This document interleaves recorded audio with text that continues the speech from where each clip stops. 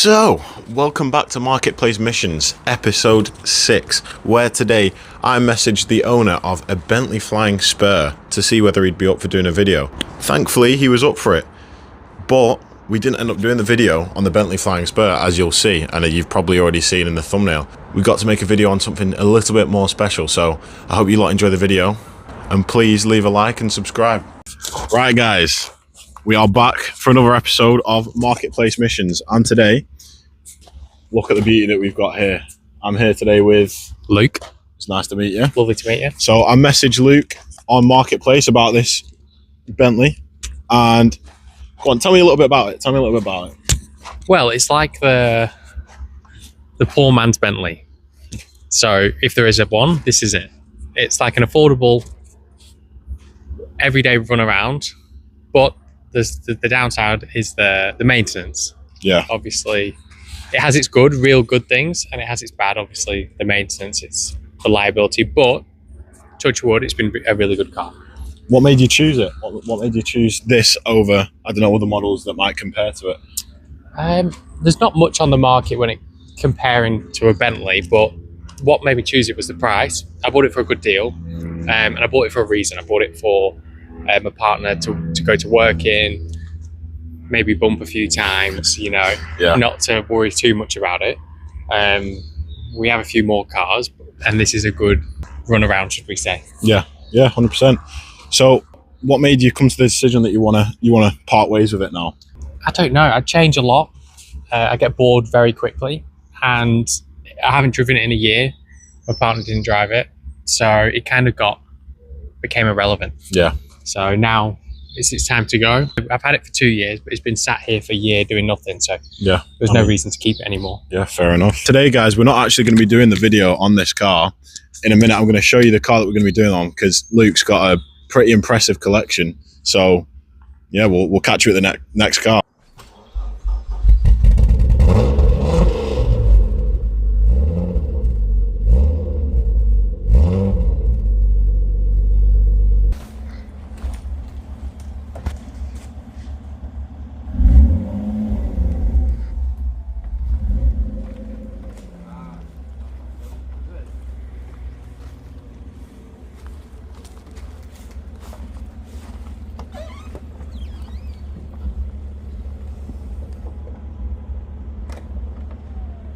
Now, this is the real subject of today's video. And for those who don't know, once again, do you want to tell us what this is and why it's so special? So it's a 1994 BMW 325i, but the caveat is that it's one owner and it's 28,000 miles, maybe 26. I need to double check. Yeah. But it's around that. It's one of the first off the production line. It was a late register. But it's pristine. I mean, it's near enough never been out in the rain that I know of. It's never been in the rain. And from underneath, with all the stickers still on the body and on the drive shaft and everything, I think it's probably never been out in the rain. Yeah, it can't be understated how perfect condition this car is, especially for its age, and the other ones that you'll see on the road that'll be rotting. This is just, it's immaculate. It really is just immaculate, and it's got one of the coolest names I've ever heard for the color. Hell Rot Red, I think it was called, wasn't it? Yeah, it's Hell Rot Red. It's ridiculous. What was your dream car growing up? Would you say this was one of them, maybe? No, I'm not a fan of BMW, to be honest with you. Yeah. To be completely honest, I love this car because of what it is and how it is, but it's definitely not the car I would choose. No, it was never in my top 10. What made you pick this one then? What was the pull factor that made you decide, yeah, I want to go for it? I feel like it wasn't about what made me pick it, it's about what made me keep it. Because the reason I bought it was I was very lucky that a collector wanted to sell around 50 cars. Yeah. And we took the whole 50. And this was one of the cars that we kept because of its condition, because of how mint it is. It needed a little bit of improvement, not cosmetically, just care-wise. And I brought it back up to what it should be. And now I've just kept it because I'm never going to find another one. Yeah, you really will not find another one in this condition. And it's perfect. Picture this. It's the early 1990s. BMW has just launched the brand new E36 3 Series, and one particular car arrives in the UK finished in a colour that absolutely refuses to blend in, Hell Rot Red. This specific 325i was actually one of the very first E36 models to arrive in the UK. Under the bonnet sits BMW's legendary 2.5 litre straight six, the M50 engine, producing about 189 horsepower. It's silky smooth, loves to rev, and delivers that unmistakable straight six soundtrack that BMW became famous for. 0 to 60 comes up in roughly 7 seconds, which made it properly quick for its time. However, like most great BMWs, the real magic isn't just the speed, it's the balance. The E36 was engineered with near perfect 50-50 weight distribution and rear-wheel drive, which means through corners it feels planted, predictable, and incredibly rewarding to drive. And then there's the look. In Hellrock Red, one of BMW's most iconic colours, the clean E36 lines really stand out. The low nose, classic kidney grills, and simple 90s design give it that timeless BMW presence. So, this isn't just any E36 325i, it's an early example of a car that would go on to become one of BMW's most loved drivers' cars and one of the first to start the story here in the United Kingdom. So what's your absolute dream car? Would you say you've owned it? Have you got a new one if you have owned it? My dream one was a Rolls-Royce Phantom Drophead. Yeah. That's now in the past. And probably my new dream car would be probably a Veyron. Something like a Veyron Vitesse. Yeah. Grand Sport. But it's a bit in the future. They are like big time cars those. Big time costs. Yeah, 100%. Yeah, a bit different to a Hellrock. What was your BMW. first car? My first car was a Vauxhall Corsa in red, similar colour actually. Yeah. And it lasted about 2 weeks, maybe less. Was that down to you or the car?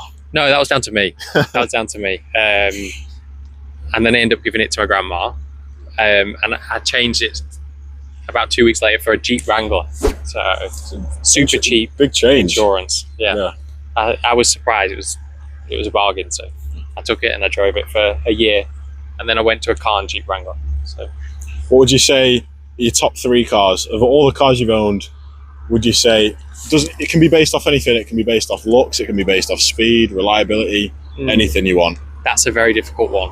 I'd probably say my top 3 are daily driver, probably a Jeep Wrangler. I love them. Yeah. Super reliable, super different too. You don't really see them much. Yeah, you really don't. You don't at all. No. Then I'd go Rolls-Royce Phantom Drophead. I think they just have presence on the road.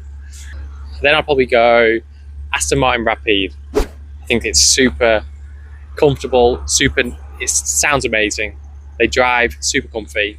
I've done over 100,000 miles in a Rapide and they're the best. And in your current fleet, what's your favourite?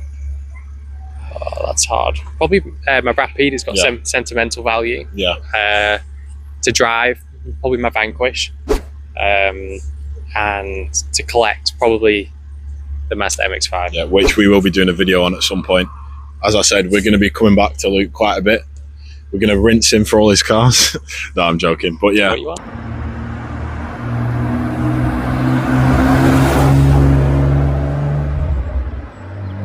So I know you don't drive this car that much.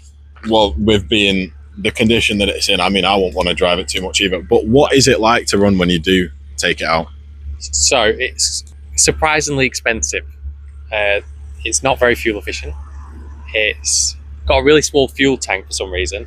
I did drive it once. My longest journey was 250 miles and it was to Peterborough and another place, and it drinks. Like, I was super shocked how expensive it is compared to other cars around this era and engine size.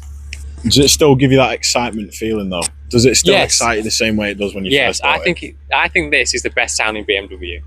Well, we'll get some sound clips of that just to prove his point later, because I think I might agree with him. I think for the age, I think it's just like a pure naturally aspirated sound. It's a pure BM, isn't it? It's a pure BM. I think this was one of the last before it started to get a bit fake.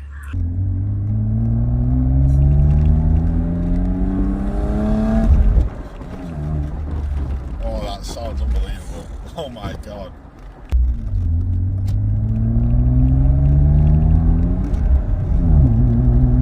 Oh, it sounds beautiful.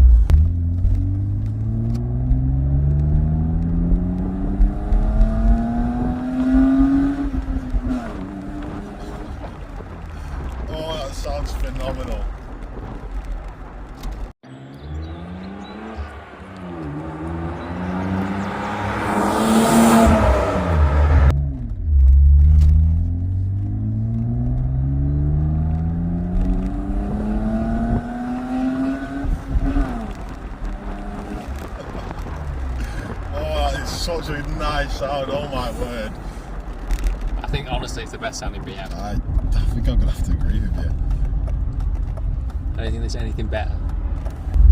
I used to have a Z4 2007, don't ask me why, but I bought a Z4 with Nitros once, Yeah. and that was pretty insane too, rear wheel drive, quite scary.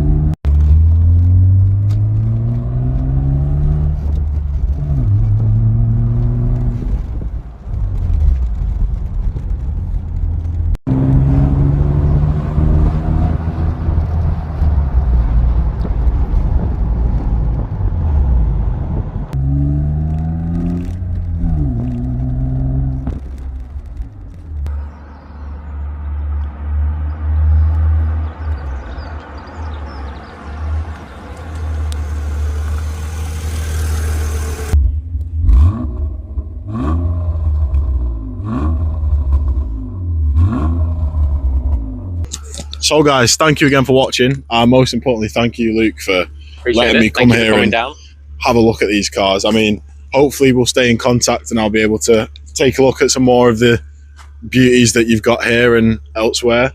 But yeah, they're here to be shown. So yeah, hopefully you come down. I just love the history behind them, and obviously we've got a very special car, like we mentioned before, the MX-5, that we'll be coming back for at some point to do a video on, because that's very interesting, and I know you lot will like to know about that. So, but in the meantime, thank you guys for watching so much. Episode 6 of Marketplace Missions, and I'll see you lot in the next one. Adios. Thank you lot once again for watching this video. If you liked it, please leave a like or comment or subscribe, anything. It helps me out so much, and I hope you lot enjoy the next episodes that will be coming to the channel. See you lot later.